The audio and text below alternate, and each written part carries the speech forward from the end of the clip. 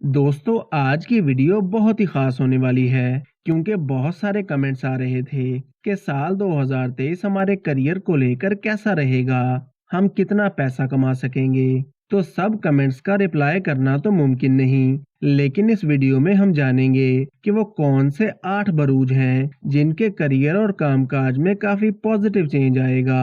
आपकी नौकरी चेंज हो सकती है, आपको प्रमोशन मिल सकता है या आपके जॉब में कोई पॉजिटिव चेंज आ सकता है। जिनके पास नौकरी नहीं है, इनको नौकरी मिल सकती है। तो आज की वीडियो में आपको बहुत अहम और एक्यूरेट मालूमात मिलने वाली है। तो वीडियो को बिना स्किप किए पूरा देखिएगा ताकि आप कोई भी अहम मालूमात मिस ना करें। तो चलिए बिना वक्त जाया किए शुरू करते हैं। सबसे पहला बुर्ज है एरीज, जिसके करियर में काफी पॉजिटिव चेंज आ सकता है क्योंकि सैटर्न 30 साल बाद 17 जनवरी को आपके 11वें घर में आएगा और सैटर्न के 30 साल बाद 11वें घर में आने से आपको प्रमोशन मिल सकता है और आपके करियर में कोई पॉजिटिव चेंज आ सकता है क्योंकि जुपिटर भी आपके फर्स्ट हाउस में ट्रांजिट करेगा और इसकी नजर आपके 5वें और 9वें घर पर पड़ेगी। दूसरा बुर्ज है टॉरस। सैटर्न 17 जनवरी को 10वें घर में आएगा तो राजयोग बनेगा और जुपिटर आपके 12वें घर में रहेगा। तो 21 अप्रैल के बाद मैनेजमेंट फील्ड में,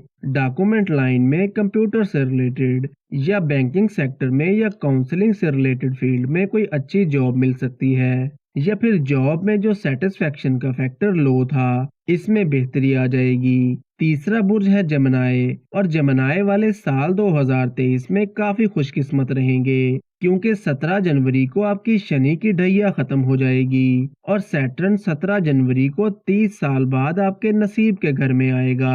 तो करियर में बहुत रुकावटें आ रही थीं और मुश्किलात का सामना था और इसके अलावा जॉब मिलने में बहुत मुश्किल हो रही थी। तो 17 जनवरी के बाद आपको जॉब मिलने के चांसेस काफी ज्यादा रहेंगे। चौथा बुर्ज है लियो। सैटर्न आपके 7वें घर में ट्रांजिट करेगा और जुपिटर आपके 9वें घर में आएगा। तो अप्रैल से 15 अक्टूबर तक आपको अच्छी जॉब मिल सकती है, जॉब में प्रमोशन मिल सकता है और वो लोग जो गवर्नमेंट जॉब करते हैं, इन्हें भी इस टाइम के दौरान तरक्की मिलेगी। पांचवा बुर्ज है लिब्रा। लिब्रा वालों की 17 जनवरी को शनि की ढैया खत्म हो जाएगी, सैटर्न आपके 5वें घर में आएगा और जुपिटर आपके 7वें घर में आएगा। तो जनवरी से जुलाई तक के टाइम में आपको प्रमोशन मिल सकता है, कोई अच्छी जॉब मिल सकती है और करियर में जो स्ट्रेस चल रहा था वो दूर हो जाएगा। या फिर काफी टाइम से आप जिस चीज की प्लानिंग कर रहे थे, तो अगर इस चीज पर फोकस्ड होकर काम करेंगे